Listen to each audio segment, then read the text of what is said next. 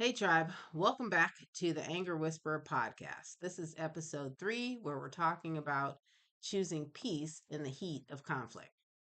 This is a podcast where we explore how to reclaim your calm even when the world around you is on fire. I'm your host, Shawnnyce Nutt, and today we're diving into something simple in theory but often hard in practice: choosing peace when you're faced with conflict.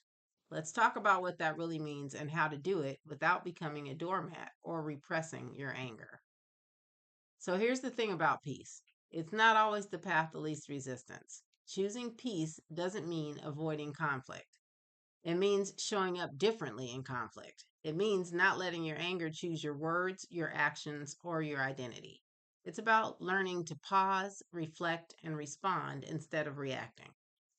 Let me start with a real life story. Jasmine, one of our listeners, shared a powerful experience. She works in a high pressure tech environment, and during a team meeting, a coworker publicly dismissed her idea. Flat out said, "That's not going to work. It's too simplistic." In that moment, Jasmine felt that familiar surge: tight chest, flushed face, that internal roar. But instead of snapping back or withdrawing, she took a breath. She said, "I hear you're skeptical. Can we walk through it together and see if there's something useful in the idea?" Now, let me be clear: that's not weakness, that's strength with the spine. Jasmine chose peace with boundaries. She didn't let her anger hijack her. She used it as a signal, not a steering wheel. Every conflict offers us two roads: escalation or elevation. When we escalate, we mirror the chaos around us. When we elevate, we create space for something new to emerge: a solution, an understanding, a shift. Let's be honest, the world needs more people who can stay grounded when everything is shaking. But here's the tricky part: choosing peace isn't always satisfying in the short term. Your ego might scream, "Stand up, show them how they can't walk all over you."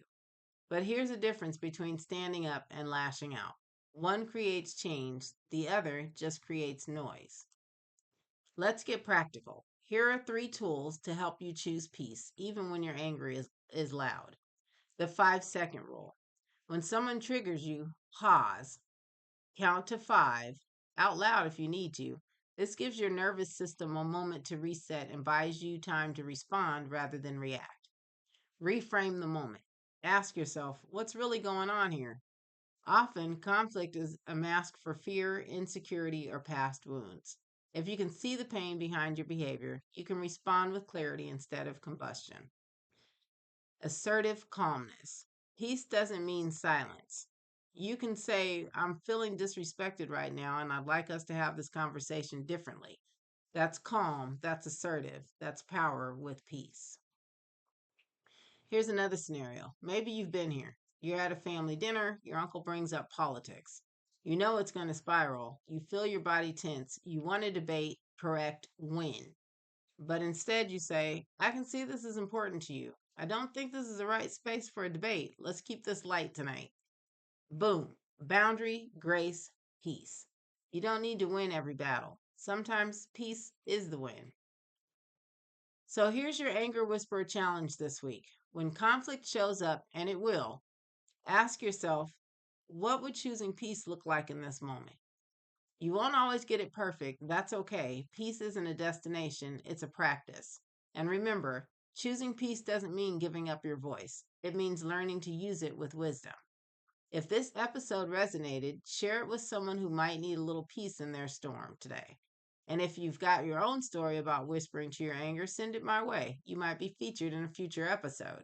Until next time, breathe deep, stay soft, stay strong. You're not weak for feeling anger, you're powerful for transforming it. You've been listening to The Anger Whisperer. See you next time. Remember, find me where you go. Click the link, stay in the know.